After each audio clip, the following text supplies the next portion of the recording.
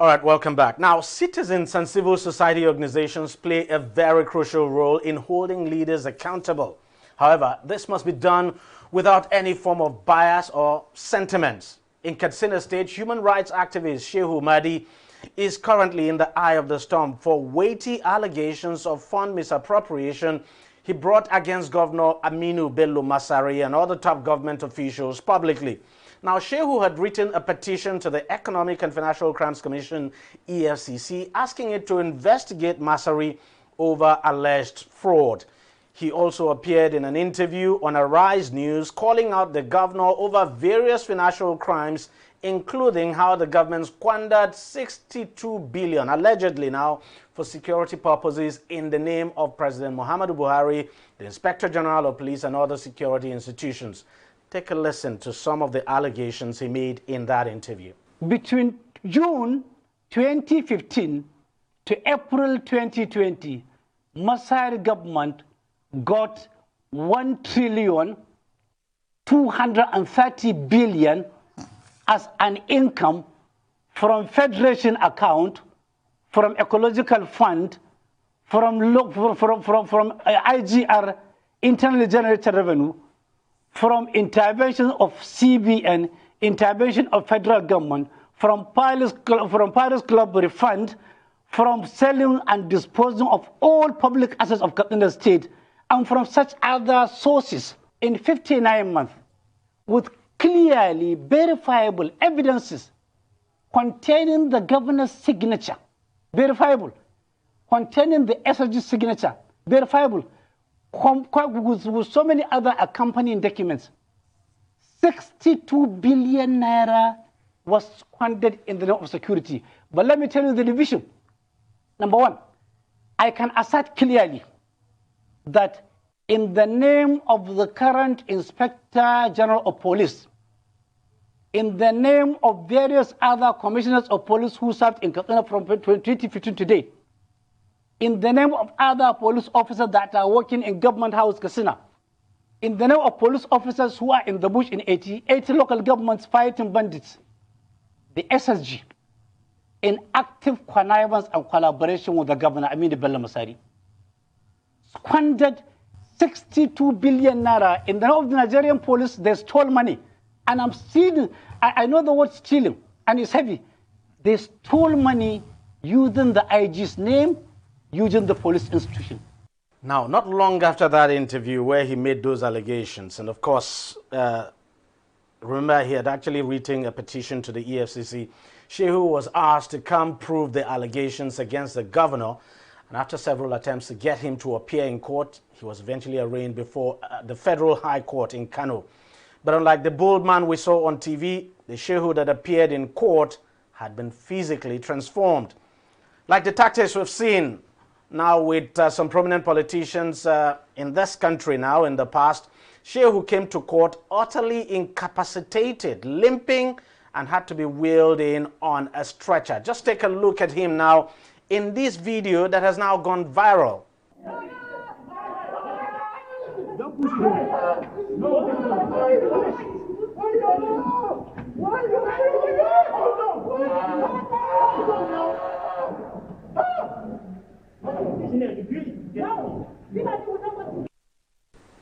Now, that was Shehu. He was being wheeled into the court. As you could see there, he was actually shouting that, that he was feeling the pain, that his spine was gone.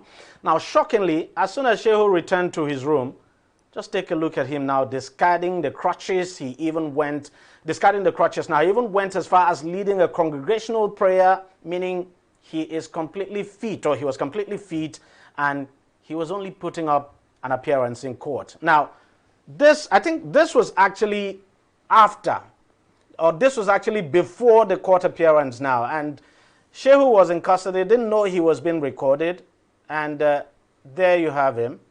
But let me bring in Libros Oshoma now, who joins me on the program to discuss more about this. And Libros Oshoma is a lawyer. Libros, thank you very much for coming on the program. I believe you've seen this video several times over. Yes. It's gone viral in the past week. It's quite shocking. I found it quite shocking. Here was a man who, portrayed himself as almost dead in court, and then In another video, not knowing he was being recorded, completely fit, nothing wrong with him. How would you describe this kind of attitude? For me, it was more shocking and disgraceful coming from somebody who's a human rights activist. Shehu Mahdi, who is a human rights activist. If this were coming from a politician, I would have been surprised because it is their antic. That's what they are known for.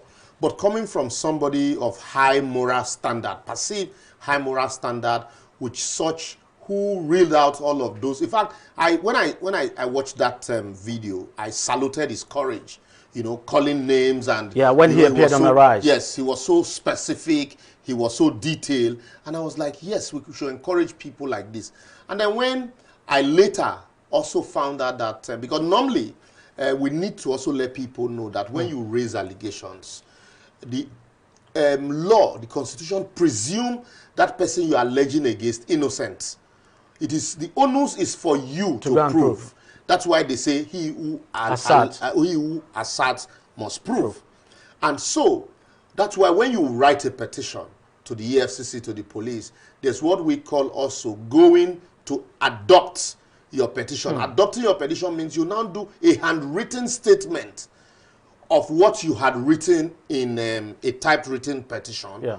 You know, and then police will examine and re-examine and cross-examine you on maybe preliminary investigation they have conducted on the basis of your petition once it is approved. And then investigation is, you know, commenced from there. Subsequent investigations comment from there. Even in court, when you write a witness deposition, you must come to court to adopt it. That is the procedure. So people need to understand this. So for Mahdi, I would have expected, after making all of those allegations, that he would walk into EFCC and say, yeah, I am. These are all the documents. You remember this guy, what's his name, that wrote a petition against NDDC. I saw him in the House of National Assembly Committee, and, you know, he came with document. He didn't run away. So I expected, you know, Shehu Mahdi also to do the same thing. Go to EFCC, adopt his petition, and allow investigation comments. But to run away, you know, leaves questions on those allegations. You made them publicly. And then to now put, look, there you have the picture. See him coming into the room there. And for me now, this is the saddest part for me. This is where my heart bleeds. That a man imagine this. Or look at a man of this, you know, status and integrity. You see him drop the crutches you now, this is you. Just look at that. This is you. You had made allegations. You know, you are perceived to be a man of high moral standard, a human rights activist, and then you came publicly, you made allegations against, you know, certain persons, and then now you are asked to come substantiate. First you refuse to come, and then when you are charged, yes, for lying or for perjury or whatever whatever the case may be, I also expected that you'll be bold enough to face, you know, be it prosecution or persecution. And then the next thing, you put up a drama of that nature, or Lisa Metu's kind of drama in court. What this tells you is that it put a big question mark on those allegations that he has made. And then secondly, it also tells you that most of the ones we have seen before now were all drama. I had expected, I would, next time, I think judges should look for a snake charmer and keep in court.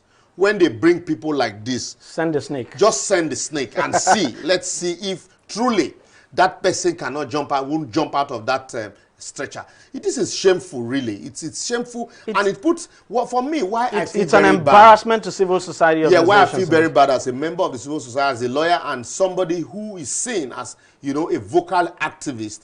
You know, the next thing, this is tainting people like us. They say, well, no, don't mind him, he make allegations. Now, by the time they call him to come and substantiate, he won't. And then you take him to court, he will submit to the court. To think that this man, if we can have that video again, to think that he was also leading a prayer in there. I mean, you see, for me, where is the morality? He led a prayer. That's him leading a prayer session. This is fraudulent. This is fraudulent. It is not as if, oh, the man he was using clutches, and so he had to, when he wanted to sit down, he had to keep them. So this is fraud in the face of everything that he stands for. And then you now begin to ask yourself, This is a man who just finished praying to Allah.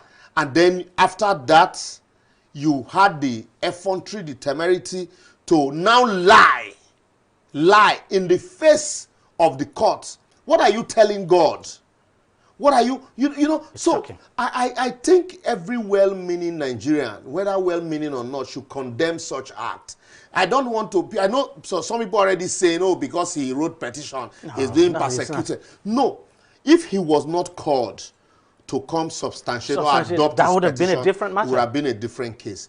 And thanks to technology, if not for technology, we would have seen all of this. And I think let's just quickly take a listen, because he made allegations. Even right there, he made allegations. Let's take a listen to what he said in court, while lying down. If my director can just put that up. Let's take a listen now to what he said while lying down there in court with that show of shame and deceiving everybody.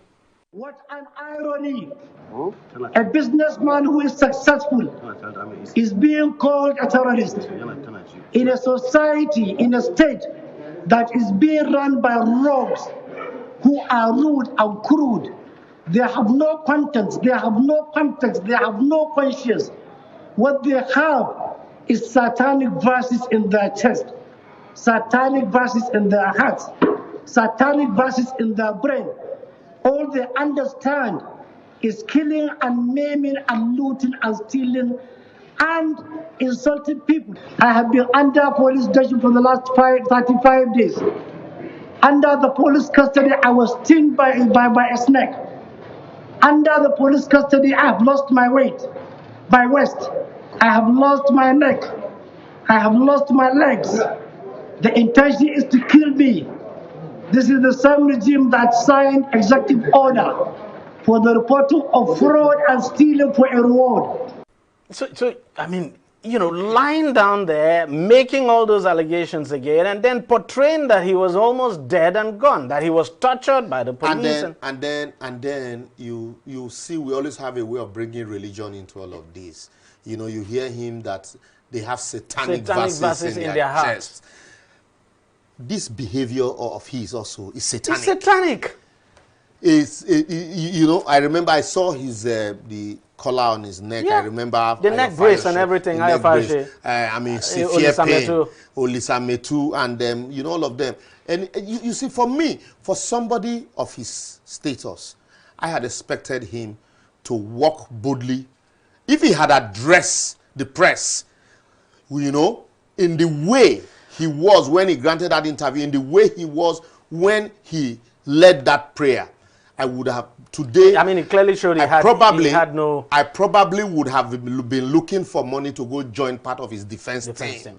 Because I will be encouraged and emboldened that yes, this man is standing for justice. Let me just quickly ask you this before we end this. What can the courts do in the face of this? This is deceit. This is fraud in the face of the court. This is disrespectful to the court. This is an abuse in the face of the court. You come before the court, knowing fully whether you're lying and you lie to the court, and then you come, you pretend that. And then another thing is, okay, is saying that he's been called a terrorist, and also what he's also portraying is that he's been brutalized. Yes. By the Nigerian police or whoever, whichever agency's custody is in. They also can take up such matters to show truly that this man, nothing happened to him. Because if what he has successfully done now is to deflate the issues away from the allegation he made. Exactly. And then people will be talking about the fraud and the shame that he has perpetrated. It means that there are some. He's a complete fraud. There's no. I believe there are some bias. There's no question at all that this man is a complete fraud from what we have seen, and what's even more sickening is that this man would go and lead a prayer session. It's something I find difficult to reconcile. I think if all of us would come together, irrespective of religion, and condemn such behavior, tomorrow you won't have a Fayose or Elusamitu or anybody coming to exhibit. Mena did it. Mena, yes, Mena also. Anybody coming to exhibit such shameful and disgusting behavior once you are facing trial. But El Zazaki, if you remember, exactly. El Zazaki, you know, were almost of the belief that people died protesting for El Zazaki, that the man was almost going blind. In custody. And they took him abroad. And they took him abroad, and he refused treatment. It was obvious that, you know, nothing was wrong with the man.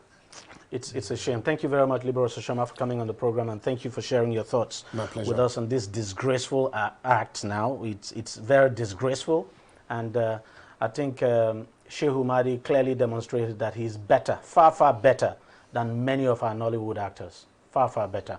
He probably should be given an award for this, and honestly, an award for disgrace, if you like. Well, that's how much we can take on the program this week. But thank you very much for watching. I'll see you again next week. Bye-bye.